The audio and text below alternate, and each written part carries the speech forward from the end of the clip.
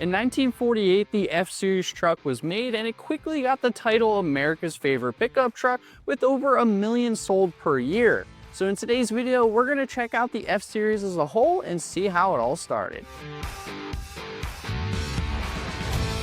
The F-Series was known as the Ford bonus built and was the first post-World War pickup available from Ford. And at this time, it was a half-ton truck, and it was known as the Ford F1. At this time, Ford sold a little over 100,000 of these trucks, which was their best sale year since 1929. So when they saw all these sale numbers, they knew they had something going good for them, so they decided to take it and run with it, which was smart because in 1950, their sales numbers tripled. And now I will admit the Korean War definitely had a little bit of an effect on this because people were pretty scared that the restrictions were going to happen just like they did in World War II. But moving on to 1953, which was also Ford's 50th anniversary, this was going to be a huge year for them. Besides the fact of them staying afloat during all the restrictions from the wars, they were able to manage to still be able to make the F-Series truck and make it even better. So now at this point in time, that's no longer called the F1, and it changed the name over to F100, which brought on the second generation of the F-Series truck,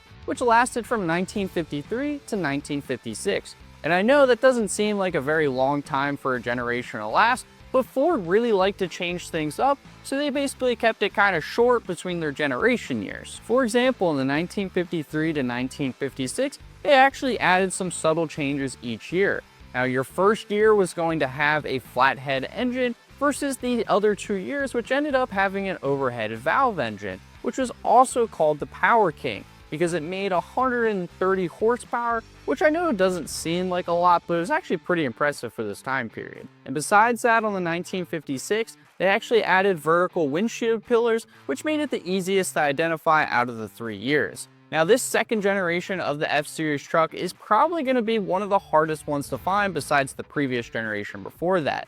You see, at this time, people weren't just storing these trucks away and only driving them on nice days. People were actually using these trucks for what they were meant for. They were driving them every day, no matter if it was sunny, raining, or snowing, it was getting driven. And on top of it getting driven, the truck was actually being used for what it was meant to be, which is essentially a workhorse. People were loading things in these, using them for work, and they were just getting beat up every day of the week. And that's why they're so hard to find nowadays, because people actually used them. In 1957, which was also the start of the third generation of the F-Series, Ford knew that they were on the roll with something, and they knew people loved their trucks, but they knew they had to kick the heat up a little bit and start listening to the consumers and what they wanted.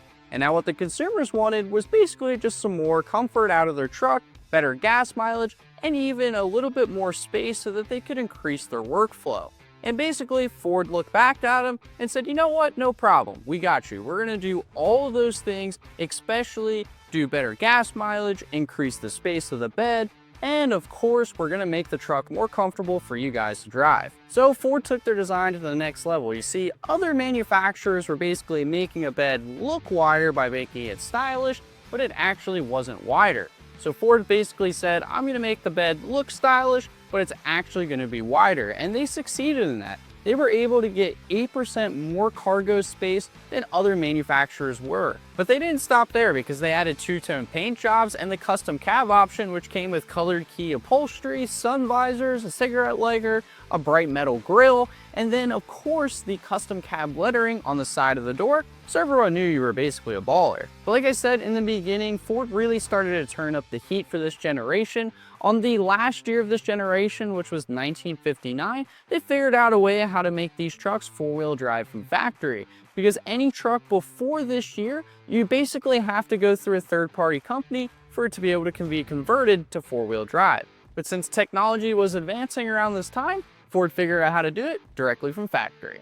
Up to this point, Ford is basically killing the pickup truck game, and everybody loves the Ford trucks. But now we're on to the fourth generation, and they did run into a little bit of an issue around this time period. Up to this point, Ford is absolutely killing the game. Everybody loves the Ford trucks, everybody's buying them, and they really have no worries in the world. Well, this is the start of the fourth generation, which was in 1961, and they finally ran into some problems.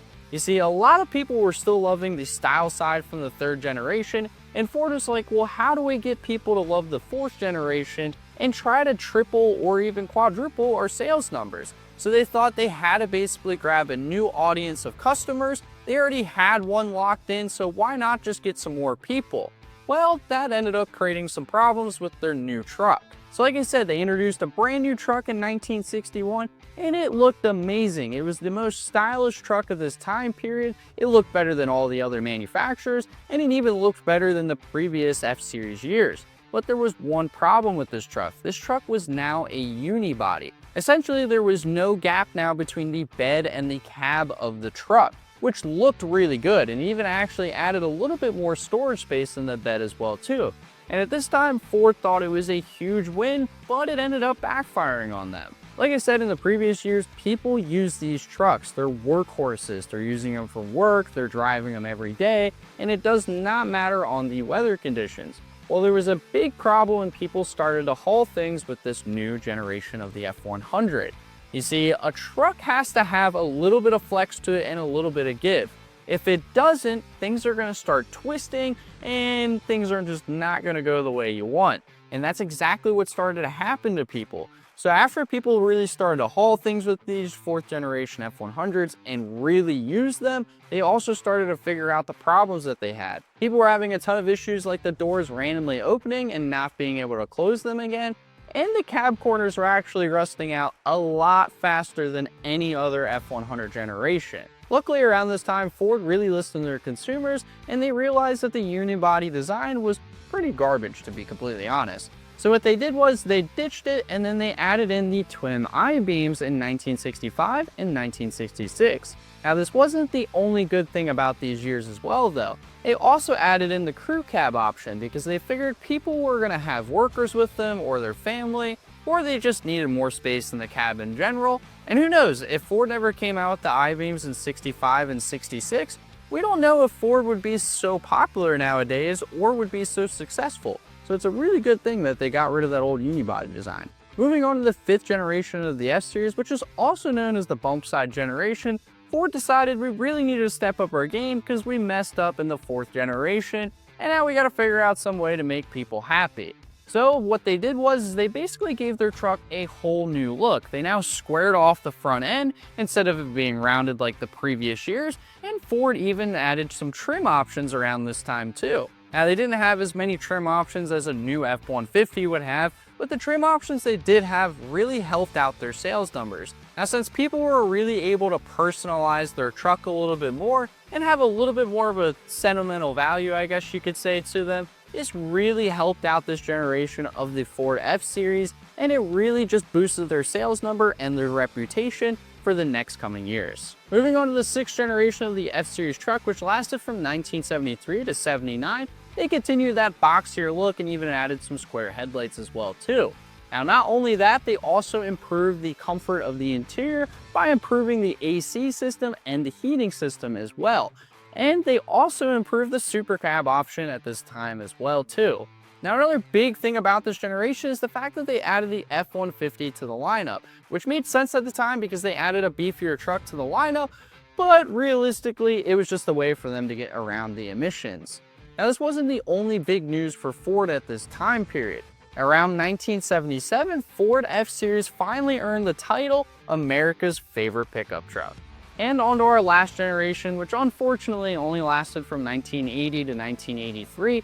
And the big reason why it only lasted 3 years is because the F-100 market was actually starting to take a plummet at this point. Sales were really down, and that was mainly because people were buying the F-150. Now, the F-150 is something that we all know and love today, and is still actually named America's favorite pickup truck.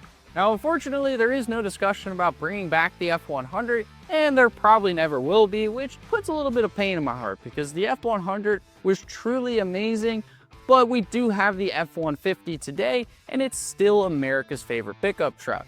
Now, if there ever was any discussion or talk about recreating the F-100, definitely sign me up for one because I'm still a huge fan of them. This is another episode of The More You Know, except we did F-100s this time, which I gotta say, I really enjoyed. I'm thinking about doing one on the Broncos as well, so let me know what you thought about this video and what you think about doing one on the Ford Bronco too. Now, it is time to drop in here and disappear. Don't forget to like, comment, and subscribe, And as always, if you need any classic truck parts, just click our link down below in our description.